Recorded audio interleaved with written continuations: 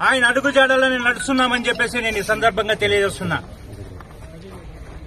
ఈరోజు ఒకటన్నా చంప మీద కొడితే మేము ఇంకో చంప చూపించడానికి మేము గాంధీలు కాదు, మేము వైఎస్ఆర్సీపీ నిష్ఠావంత కార్యకర్తలం.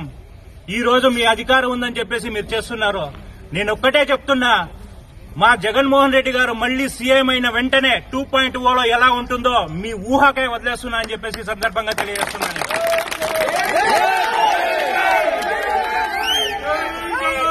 తమ్ముళ్ళు, టీడీపీ తమ్ముళ్ళు, మీకు ముఖ్యంగా చెప్తున్నా, ఈ రోజు బాలకృష్ణ హిందూపూర్ లో ఉన్నాడని చెప్పేసి మీరు అటాక్ చేసి గొడవ చేసి అన్ని పగలేసినారేమో.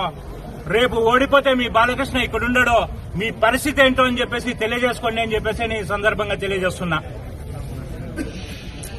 ఎవరిని వదిలే ప్రసక్తి అయితే ఉండదు.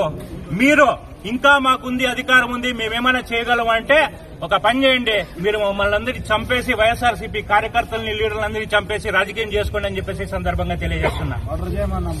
కానీ దేవుడు అనేవాడు ఉంటాడు. మా అధినాయకుడు ఎలా నమ్మాడో దేవుడిని, మేము కూడా అదే నమ్ముతున్నాం. దేవుడు అనేవాడు ఉన్నాడు. ఖచ్చితంగా మీకు ఆ దేవుడు బుద్ధి ప్రసాదించాలని చెప్పేసి నేను తెలియజేస్తున్నాను.